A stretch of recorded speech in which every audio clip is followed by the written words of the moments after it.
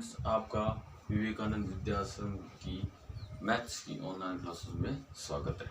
देखो, हम पढ़ रहे हैं सेट्स के बारे में, समुच्चय के बारे में। समुच्चय के बारे में पिछले एक दो वीडियो में हमने बहुत ज़्यादा स्टडी की थी।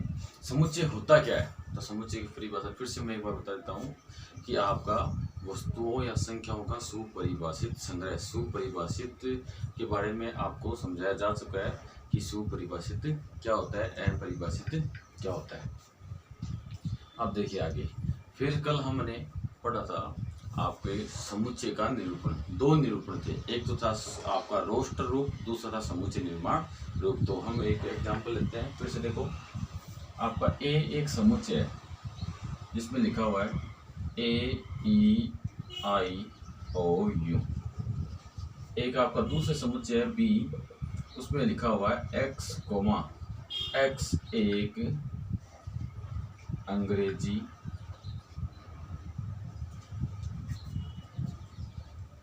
वर्णमाला का स्वर है। तो ये आपके दो सेट लिखे हुए हैं, एक तो ए सेट एक बी सेट है।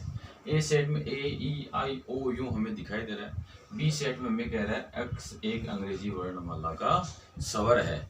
तो जिसमें हमें आपके समुच्चय के अवयव दिखाई दे वो तो कहलाता है समुच्चय का रोस्टर रूप, और जिसमें अवयव दिखाई नहीं दे इसको हम कहते हैं समुच्चय निर्माण रूप, या इसका दूसरा नाम भी है समुच्चय नियम रूप। अब हम क्या करते हैं, चलते हैं एक्सरसाइज की ओर। तो आपकी एक्सरसाइज 1.1 है, उसका फर्स्ट क्वेश्चन है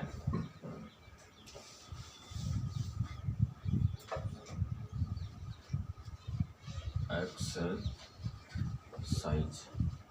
1.1, उसका क्वेश्चन फर्स्ट है। वो कह रहा है कि आपको कथन दिए हुए हैं, तो उनमें से कौन से समुच्चय है और कौन से समुच्चय नहीं है। इसका क्या करना है, आपको रीजन भी बताना है। निम्नलिखित में कौन से समुच्चय है, कारण बताइए।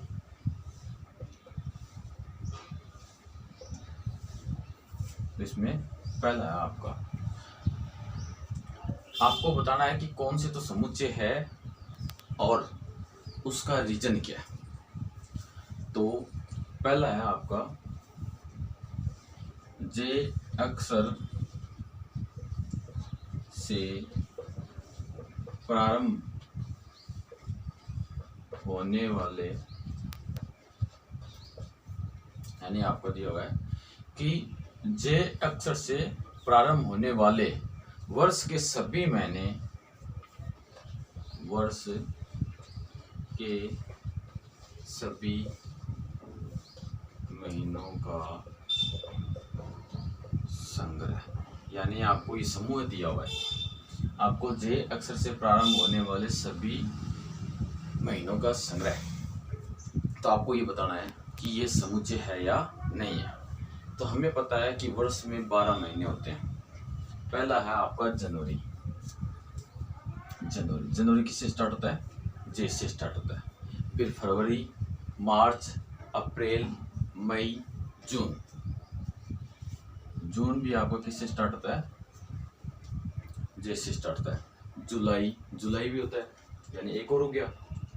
अगस्त, सितंबर, अक्टूबर, नवंबर, दिसंबर।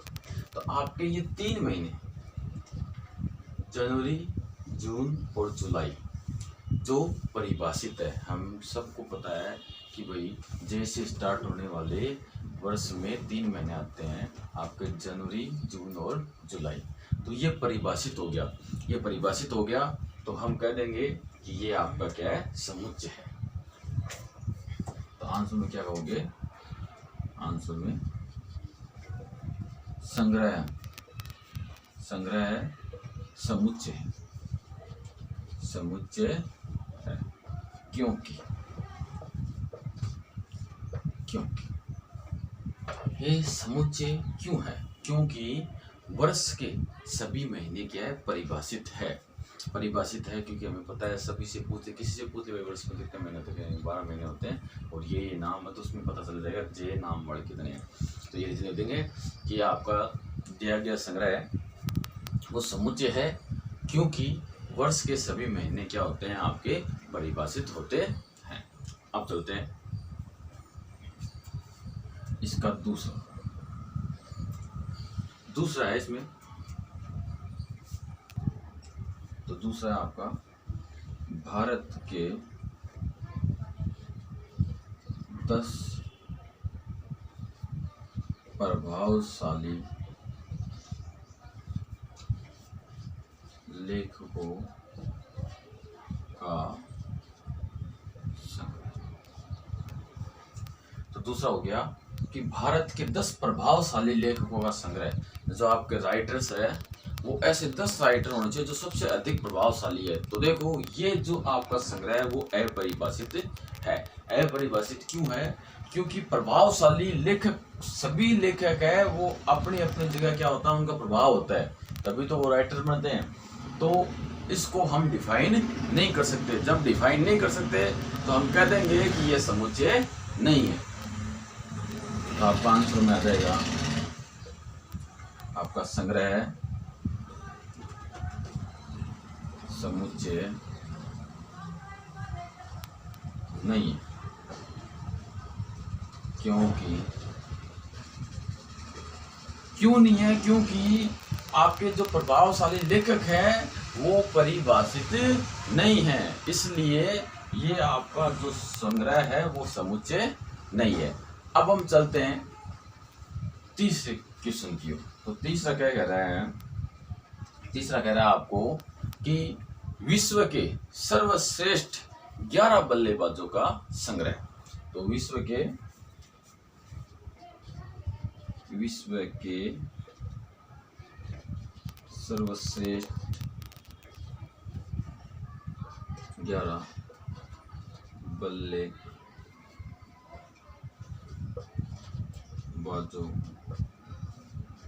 का संग्रह।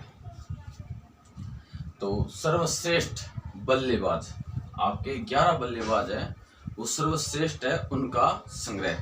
तो कल ही हमने जब समुच्चय के बारे में हमने परिभाषित और अपरिभाषितों के बारे में पढ़ा था, तब आपको हमने ये एग्जाम्पल लेके बताया भी था कि हमें कह दे कि भारत के 5 सबसे बढ़िया बैट्समैन बताओ, बल्लेबाज बताओ। तो ये चीज़ डिफाइन नहीं है। सभी बैट्समैन है वो आपके सर्वश्रेष्ठ ही है, तभी उनका क्रिकेट टीम में क्या होता है, चयन होता है। ऐसे चयन नहीं होता। हर प्रत्येक मैच में अलग अलग बल्लेबाज है वो सर्वश्रेष्ठ होता है। कि कई मैच, एक दो मैच में लगातार कोहली ने रन बनाए, एक दो अगले मैच में रोहित शर्मा ने बनाए, कभी शिखर धवन ने बनाए, कभी धोनी ने बनाए, कभी रैना ने बनाए। तो हम कन्फर्म नहीं कह सकते, यानी परिभाषित रूप से ये नहीं है। तो आपका जो ये दिया गया संग्रह है वो समुच्चय नहीं है। क्यों नहीं है? क्योंकि आपके विश्व के सर्वश्रेष्ठ 11 बल्लेबाज हैं वो परिभाषित नहीं है, इसलिए। तो आपका इसका आंसर हो जाएगा संग्रह है समुच्चय नहीं है। क्योंकि विश्व के 11 बल्लेबाज आपके परिभाषित नहीं है। अब चलते हैं आगे। तो आपका नेक्स्ट समूह दिया हुआ आपको आपकी कक्षा के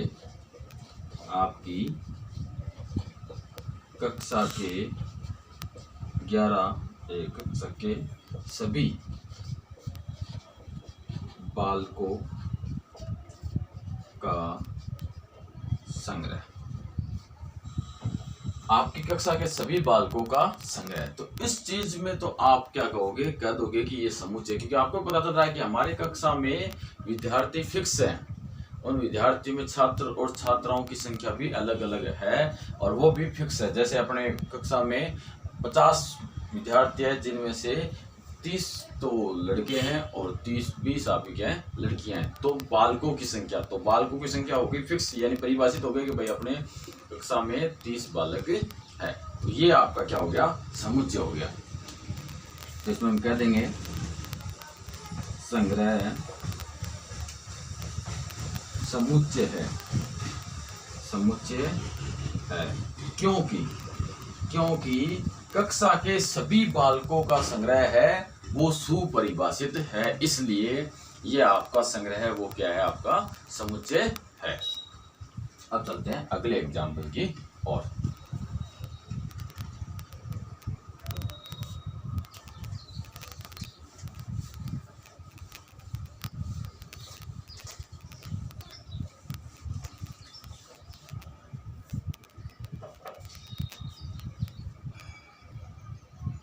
तो आपका अब फर्स्ट का पांचवा पार्ट है, उसमें कह रहा है 100 से कम सभी प्राकृत संख्याओं का संग्रह। 100 से कम सभी प्राकृत संख्याओं का संग्रह। तो 100 से कम प्राकृत संख्याएं, तो आपको पहले तो पता होना चाहिए कि भाई प्राकृत संख्या कहते हैं किसे हैं। तो देखो प्राकृत संख्या उसको हम n से प्रदर्शित करते हैं और ये 1 से स्टार्ट होती है, 1 2 3 4 5 6 7 8 ऐसे आगे चलती जाएगी। तो हमें कह रहा है कि 100 से कम, तो 100 से कम का मतलब हो गया 1 से लेके 99 तक, 1 2 3 4 5 ऐसे 97 98 99 तक हो गया आपके।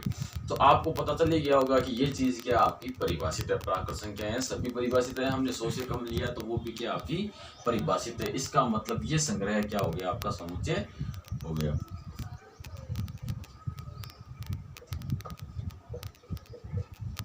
संग्रह समुच्चय है, क्योंकि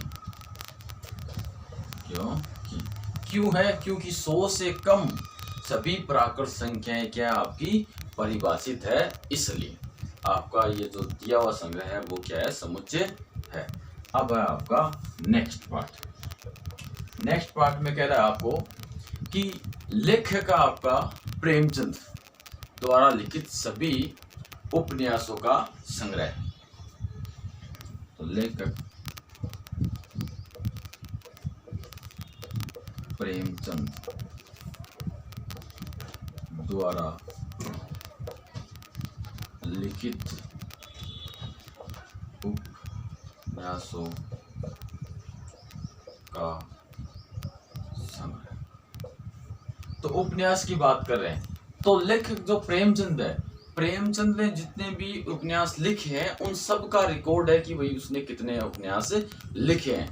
तो ये चीज क्या है, आपकी परिभाषित है। अगर ये चीज परिभाषित है इसका मतलब क्या हो गया कि ये जो आपका संग्रह दिया हुआ है वो क्या है, समुच्चय है। फिर से देख लो, आपका जो प्रेमचंद है, लेखक प्रेमचंद है, उसने कितने उपन्यास लिखे उन सभी का रिकॉर्ड विद्यमान है। तो रिकॉर्ड सारा है, इसका मतलब ये हो गया कि ये परिभाषित है और ये परिभाषित है तो ये आपका समुच्चय भी है।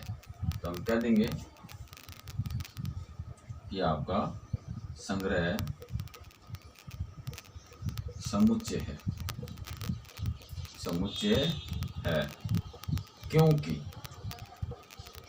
फिर आपको आगे लिखना है कि लेखक प्रेमचंद द्वारा लिखित उपन्यासों का संग्रह है वो क्या है, सुपरिभाषित है, इसलिए ये आपका संग्रह है वो क्या हो गया, समुच्चय हो गया। इसके बाद में अगला आया 7वां, जिसमें कहा हुआ है सभी समपूर्णांकों का संग्रह। सभी समपूर्णांकों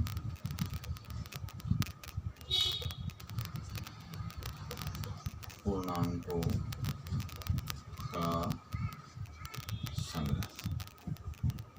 अब देखो, पहले बात करते हैं पूर्णांकों की। तो आपको पता है पूर्णांक क्या होते हैं, परिभाषित होते हैं। पूर्णांक तो समुच्चय, याद करो Z, पूर्णांक संख्याओं का समुच्चय। अब अगर उसमें से हम छोटे से कुछ संख्याएं ले लें, चाहे सम संख्या ले लें, चाहे विषम ले लें, चाहे धनात्मक ले लें, चाहे ऋणात्मक ले लें, तो उन सभी संख्याओं से बड़ा संग्रह यानी समूह भी क्या होगा, आपका समुच्चय होगा और वो भी क्या होगा, परिभाषित होगा। तो इसमें केवल सम की बात कर रहा है तो इसमें सारे सम आ जाएंगे, तो ये आपका क्या होगा, सम होगा। इसका मतलब ये क्या आपका समुच्चय है। ये जो संग्रह दिया हुआ आपको, समूह दिया हुआ है, ये क्या है, समुच्चय है। क्यों, क्योंकि हमें समपूर्णांकों के बारे में जानकारी है और वो सारी चीजें क्या आपकी परिभाषित है। तो आंसर में आपका आ गया संग्रह समुच्चय है, क्योंकि आपका जो समपूर्णांक है, आपके जो समपूर्णांक है वो परिभाषित है, इसलिए ये क्या हो गया, आपका सम हो गया। अब चलते हैं हम नेक्स्ट की ओर। तो नेक्स्ट में हमें कह रहा है इस अध्याय में आने वाले प्रश्नों का संग्रह।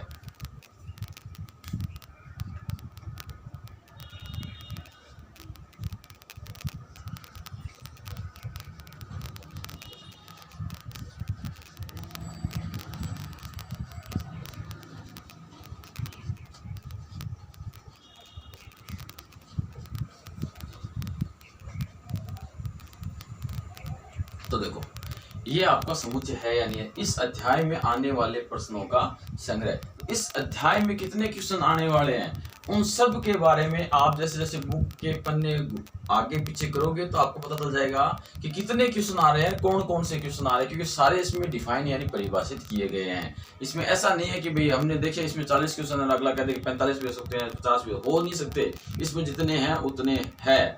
तो इसका मतलब ये चीज परिभाषित है, और जो समूह है आपका परिभाषित होता है वो क्या कहलाता है, समुच्चय कहलाता है। इसका मतलब आपका ये जो संग्रह है वो आपका क्या है, समुच्चय। फिर से एक बार देख लो, आपका जो ये अध्याय है, आपके जो सेट्स है, समुच्चय है, एक्सरसाइज फर्स्ट है, उसमें सारे क्वेश्चनों का समूह यानी सभी क्वेश्चनों को हम शामिल कर ले तो उनको हम गिन भी सकते हैं और बता भी सकते हैं कौन सा क्वेश्चन किस एक्सरसाइज में कहाँ है। तो ये सारी चीज़ें क्या परिभाषित है। इसमें ऐसा नहीं है कि कह दे, जैसे आपके बारिश की बात करते हैं तो अगर बादल बने हुए हों तो हम कहते हैं कि बारिश हो भी सकती है, नहीं भी हो सकती, तो वहाँ संभावना नहीं होती। संभावना 50% उसकी हो भी सकती है, नहीं भी हो सकती। हम कहते हैं हो सकती है तो कोई जरूरी नहीं कि बारिश हुई। लेकिन यहाँ बुक में कितने क्वेश्चन है वो सारे हमें परिभाषित है। हम कहेंगे इसमें देखेंगे कि काउंट करेंगे कितने क्वेश्चन है। हाँ, अगर हम त्रुटि कर दे, मानव त्रुटि कर दे, वो अलग बात है काउंटिंग करने में, लेकिन जितने क्वेश्चन है वो सारे क्या आपके परिभाषित है। उसमें है कि इतने क्वेश्चन है, उसमें कोई न तो कमी होगी न बढ़ोतरी होगी। तो ये चीज़ क्या होगी, आपकी परिभाषित हो गई। तो हम कह देंगे कि संग्रह समुच्चय है, क्यों है, इसलिए है कि आपके जो इस अध्याय में आने वाले प्रश्नों का जो संग्रह है वो क्या है, आपका सुपरिभाषित है। अब आपका नेक्स्ट पार्ट है क्वेश्चन नंबर फर्स्ट का। उसमें कह रहा है विश्व के सबसे खतरनाक जानवरों का संग्रह। विश्व के सबसे खतरनाक जानवरों का संग्रह। तो आपको बताया गया था वही बात, परिभाषित और अपरिभाषित की जब बात हुई थी तब हमने ये एग्जाम्पल भी लिया था, सबसे खतरनाक जानवर। तो देखो सभी जानवर है वो अपनी अपनी जगह खतरनाक है। प्रत्येक जानवर किसी मनुष्य की जान ले सकता है, किसी प्राणी की जान ले भी सकता है और नहीं भी ले सकता। तो सभी प्राणी अपनी अपनी जगह क्या है, खतरनाक होते हैं। तो सबसे खतरनाक जानवर की बात करें तो सारे जानवर क्या होते हैं, आपके खतरनाक ही होते हैं। इसलिए हम इसको डिफाइन नहीं कर सकते। तो ये आपका परिभाषित नहीं है, तो परिभाषित नहीं है तो इसका मतलब क्या हो गया कि ये समुच्चय नहीं है। तो आंसर कह देंगे हम कि संग्रह या समूह है, समुच्चय नहीं है, समुच्चय नहीं, क्योंकि विश्व के सबसे खतरनाक या ऐसे सीधा कह दो खतरनाक जानवरों का समूह है वो परिभाषित नहीं होता, इसलिए ये आपका समुच्चय नहीं है। अब हम चलते हैं दूसरे क्वेश्चन की ओर।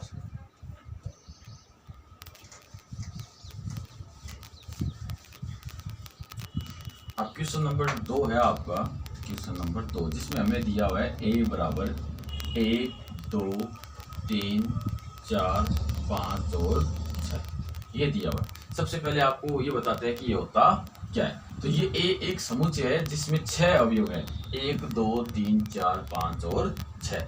अब क्वेश्चन हमें आगे कह रहा है चिन्ह दिए हुए, उन ब्लैंक चिन्हों में आपको एप्सिलॉन और एप्सिलॉन नॉट का प्रयोग करना है। अब ये एप्सिलॉन और एप्सिलॉन नॉट होता क्या है, इसके बारे में हम डिस्कस करते हैं। फिर से देख लो, हमें एप्सिलॉन और एप्सिलॉन नॉट का प्रयोग करना है। तो हमें आगे क्वेश्चन दिए हुए और हैं जिनमें इन दोनों में प्रयोग करना है कि इनका प्रयोग कहाँ सही रहेगा। अब पहले आपको पता होना चाहिए कि एप्सिलॉन और एप्सिलॉन नॉट होता क्या है। तो जब आपको एप्सिलॉन और एप्सिलॉन नॉट के बारे में बताया गया तब कहा था कि मान लो कोई ए है, वो ए में विद्यमान है, ये ए अवयव है, ये समुच्चय है अवयव, और ये हो गया आपका समुच्चय। अगर ए इस समुच्चय में विद्यमान है तो हम एप्सिलॉन का चिन्ह लगा देंगे, इसको बोलते हैं ए बिलोंग्स टू कैपिटल ए। अगर आपका अवयव ए है, वो समुच्चय ए में विद्यमान नहीं है, तो हम लगा देंगे एप्सिलॉन नॉट, यानी एप्सिलॉन नॉट है, यानी ए समुच्चय कैपिटल ए में विद्यमान नहीं है, यानी a not belongs to capital A. तो ये दिया हुआ है। अब बात करते हैं हम क्वेश्चंस की, तो इससे रिलेटेड क्वेश्चन। तो आपका क्वेश्चन नंबर 2 में ये पार्ट आपको 6 पार्ट दिए गए, जिनमें पहला ब्लैंक है, उसमें हमें एप्सिलॉन और एप्सिलॉन नॉट का प्रयोग करना है। फिर से बता रहा हूँ एक बार, एप्सिलॉन का मतलब अवयव समुच्चय विद्यमान है, एप्सिलॉन नॉट का मतलब समुच्चय विद्यमान नहीं है। तो अपना ए समुच्चय, उसमें 1 है, 2 है, 3 है, 4 है, 5 है और 6 है। अगर ये सारे अवयवों की बात करें तो हम ये यूज करेंगे। अब इनके अलावा कोई और अवयव आया तो हम ये यूज करेंगे। तो पहले बात कर रहे हैं 5 की, 5 ए में है या नहीं है। तो 5 ए में है तो हम यूज करेंगे एप्सिलॉन। फिर 8 है, 8 ए में नहीं है, इसलिए एप्सिलॉन नॉट। फिर बात कर रहे हैं 0 की, तो 0 भी आपका समुच्चय ए में नहीं है, तो यहां भी आएगा एप्सिलॉन नॉट। फिर आपका 4, तो 4 समुच्चय में विद्यमान है, तो यहाँ आएगा एप्सिलॉन। फिर बात कर रहे हैं 2 की, तो 2 आपका समुच्चय में विद्यमान है, तो यहाँ भी एप्सिलॉन आएगा। फिर बात कर रहे हैं 10 की, तो 10 आपका समुच्चय में विद्यमान नहीं है, तो यहाँ आएगा आपका एप्सिलॉन नॉट। इसी के साथ आपका क्वेश्चन नंबर 2 कंप्लीट हो जाता है। तो आपका जो क्वेश्चन फर्स्ट है वो आपके जो समुच्चय को समझने के लिए, ये मान लो कि आपको एग्जाम्पल से दिए हुए हैं, उनसे आपको पता चल जाएगा कि कौन सा समूह है वो समुच्चय होता है और कौन सा नहीं होता है। ऐसे और भी बहुत सारे एग्जाम्पल हैं जो आप अपने बुक में खुद सर्च करो और उनको ढूंढो और उनको करने की कोशिश करो और देखो कि हम सही कर रहे हैं या नहीं कर रहे। अगर हम खुद अपने आप बुक्स में को खंगालें, उसको ढूंढने की कोशिश करेंगे, क्वेश्चन को करने की कोशिश करेंगे, तो हमें ज़्यादा सीखने को मिलेगा। आज के लिए इतना ही, धन्यवाद।